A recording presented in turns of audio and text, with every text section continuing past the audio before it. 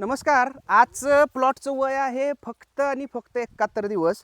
2 सरीतलं अंतर आहे 7 फूट, 2 रोपातलं अंतर आहे 1.25 फूट. आणि आज जर संख्येचं गणित बघितलं तर तुम्ही संख्येचं गणित हे अशा पद्धतीने आहे. जर ऊसाची संख्या बघितली तर प्रत्येक गड्ड्यामध्ये 8 9 8 9 8 9 असे सशक्त ऊस तुम्हाला पाहायला मिळते. थोड्या तर दिवसामध्ये ऊसाला कांडी दिसायला चालू झालेली आहे. तुम्ही इथं जर बघितलं तर 2 ओळीमध्ये केवढं अंतर ठेवले बघा. 7 फूट ठेवले. 7 फूट अंतर ठेवायचं कारण कॉम्पिटिशन प्लांटमध्ये खूप कमी होते. सूर्यप्रकाशासाठी, खतासाठी, पाण्यासाठी अंतर जास्त ठेवल्यामुळे मुळांची वाढ चांगल्या पद्धतीने होत्या. पानांना चांगला सूर्यप्रकाशाला जागा खूप मिळत्या. पाणी जे आहे ते पाणी फक्त ड्रिपनं दिलं जातं. हे बघा पाणी कुठं चाललंय, फक्त आणि फक्त ड्रिपनं ऊसाच्या बुडक्यामध्ये ते पण पाणी चाललंय. इथं पलीकडच्या बाजूने एक लॅटरल टाकल्या, फक्त पाणी इथं जातं. इथं ओलं आहे का? इथं तुम्हाला ओलं अजिबात दिसणार नाही, पण इथं बघितलं तर इथं माती ओली आहे.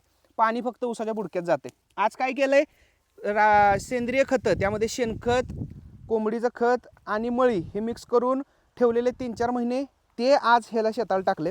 आणि आता ह्याच्या बाळबांधणीचं नियोजन आपण करायला लागलो. 71 दिवसामध्ये अशा प्लॉटचं नियोजन होऊ शकते का? तर जरूर होऊ शकते.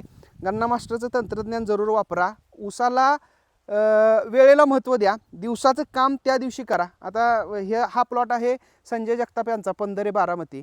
त्यांनी योग्य वेळी योग्य नियोजन केले, त्यामुळं प्लॉटची कंडिशन तुम्हाला जाणवत्या. त्यांनी एक दिवस सुद्धा मागं पुढं कुठल्याही नियोजनाला केलेलं नाही. त्यासाठी ऊसामध्ये योग्य नियोजन महत्त्वाचं आहे.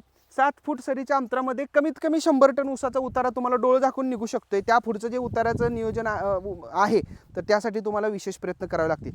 तर जरूर 7 फूट सरीमध्ये ऊसाची लागवड करा. गन्ना मास्टर तंत्रज्ञान वापरा. संजय जगताप यांच्यासारख्या शेतकऱ्यांचे प्लॉट येऊन बघा. तुम्हाला अजून कॉन्फिडन्स येईल. पण लागवडीचं अंतर आता जास्तीत जास्त ठेवण्यावर भर द्या.